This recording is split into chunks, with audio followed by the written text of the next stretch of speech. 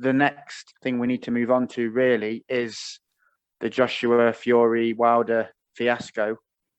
Rob, Bob Arum's already got a bit of a kicking on this podcast. Are we blaming him for this as well?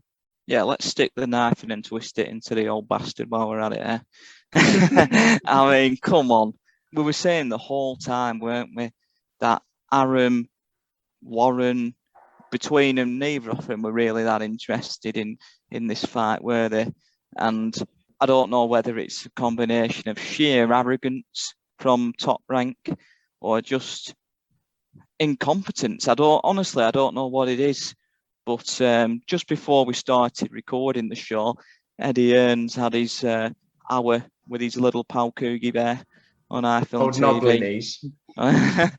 And what the most interesting thing, I have only seen the first 10 minutes, but the most interesting thing he did say was, from what I believe, was that after a certain amount of time had passed, Wilder no longer had the rematch because he never instigated a rematch after up to December, and Eddie Earn, and then after this has collapsed with Joshua, I thought, well, that was a lie.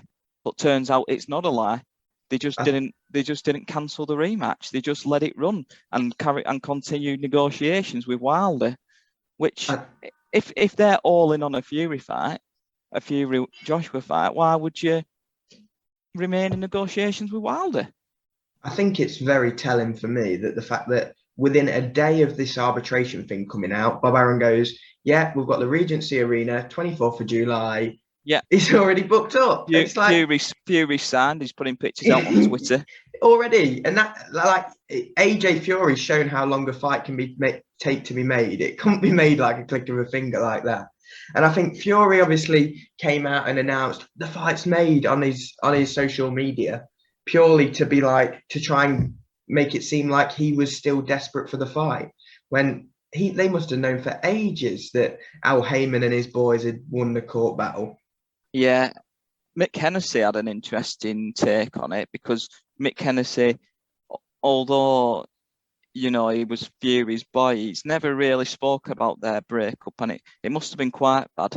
And he's doubled down on giving it to Fury and basically saying that he suspected this could happen all along. Like, Al Heyman has a lot of backing and a lot of say, obviously money, good solicitors, and the fact that an arbitrator, like Eddie Earn was saying, has booked it for a certain amount of time, it's like it was almost planned, isn't it? It's like this was the plan all along kind of thing. And it wouldn't surprise you, because Frank Warren and Bob Arum have both been equally as bitter about Eddie Hearn's takeover of professional boxing over the last 3 or 4 years. It's not without the realms of possibility that they orchestrated, or at least didn't stop it from happening. Because if they had the option to cancel that rematch in December, they should have just taken it then. Who wants to see this rematch? Who wants to see Fury Wilder 3? In my eyes, Fury's won 2 fights back to back, and that's it now. Let's move on. But clearly, Bob Arum and Frank Warren must know more about boxing than the fans. I think people ignored, didn't they, the fact that Al Heyman's cash cow is Deontay Wilder. So he would be doing everything in his power behind the scenes to try and make sure this happened. And that is Al Heyman. He's very behind the scenes, isn't he? He never reveals his hand, and clearly he's done a very good job getting this agreed and getting Wilder back in the ring again. I mean, to be honest, out of any boxer or any human being, Wilder must be in a very, very small list of people who would actually genuinely take this rematch. Do you know what I mean? Most people would just go. It takes me back to when Lucien Boutte come over to fight Carl Froch and got spanked in a similar way to Wilder did, and he had a rematch clause, and that just disappeared into thin air, didn't it? Maybe because he had a bit of a better brain on his shoulder than Wilder's, and maybe Wilder is a bit more delusional or as delusional as we thought he is, because he's back training. He's training with his old pal Malik Scott, and he's ready to box in, when is it? Summer this year? July 24th. So you guys are saying, in your opinions, there's absolutely no chance that Wilder lands one of those right hands and sparks him? Oh no, I think it's going to be a closer fight than the last one, in my opinion. Obviously, you can't teach an old dog many new tricks, but Malik Scott does seem to, on the pads anyway, and obviously it's only brief video, so you can't take a lot from it, does seem a lot sharper in the videos, but that's not the main reason I think it'll be closer. I can just see Fury, the fight's what now, 2 months away? He does not look in good nick, or Fury's a type of fighter that needs to have his head fully switched into gear for a specific opponent, right down the eye of the needle. Do you think he's solely going to be focused on Deontay Wilder in camp? With that air of arrogance that he's beaten him twice already, he doesn't look in great shape. It is a very risky overlooking fight for Fury. Yeah, well, he's landed one of those right hands before, and I still don't know how he got up. But, and that was yet again Fury trimming a lot of weight in a short space of time, weren't it? That led to that. The last fight, one of the main reasons why he probably looked so sharp was that he was active then, wasn't he? Now, I mean, they're both going to be as inactive as each other, but I think Fury, the activity he needs more, doesn't he? Because he's a rhythm fighter. I just think though, Fury's got something about him, doesn't it, where he pulls it out of the bag on the night, doesn't he? I don't know how he keeps doing it, but he does. And maybe it is a bit of a warrior inside him or whatever. But yeah, I'm 100% all in on Fury to comfortably beat Wilder again. I can't see how Wilder changes his game up or whatever. I think the blueprint's already been laid out for Fury now. He just needs to obviously be careful of the right hand, but just backing Wilder up to the ropes is enough to beat him. He's got no footwork whatsoever, no jab, at least from a defensive point of view.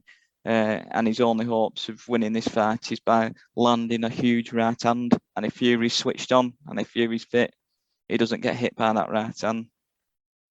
And AJ has been ordered to face mandatory challenger Alexander Usyk. So who knows when that will be? I think it's been muted for this summer as well, which good is fight, another tough fight. That good fight, though, isn't it? I like that on paper.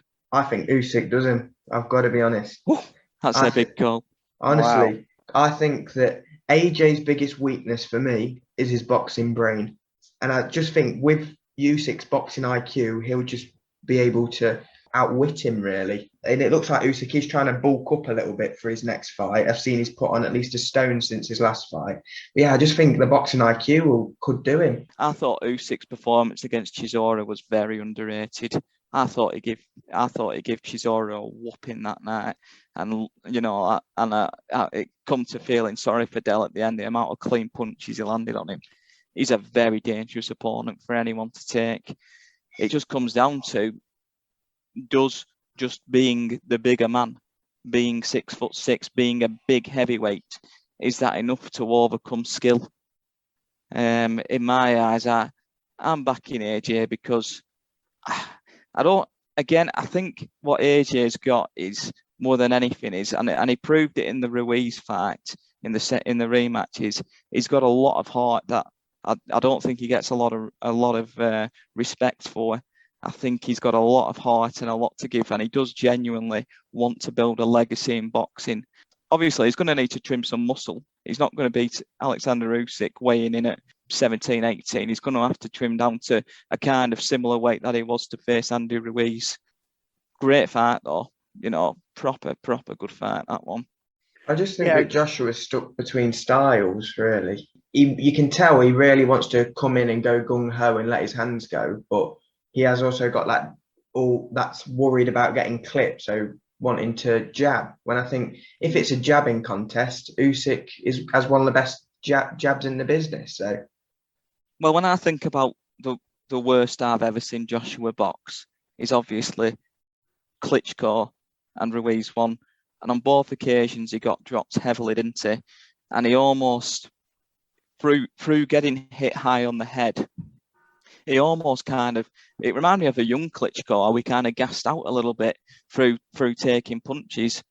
Now, can Usyk land the punch that Ruiz or Klitschko could land on him? He needs to put a dent in him, doesn't he? He needs to at least.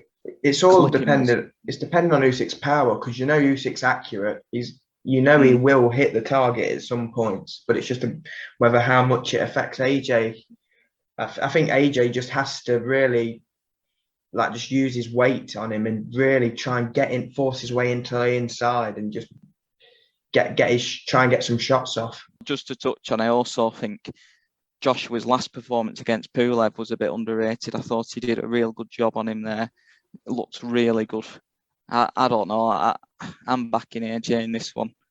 Hopefully it can be at Wembley Stadium with no restrictions, big crowd.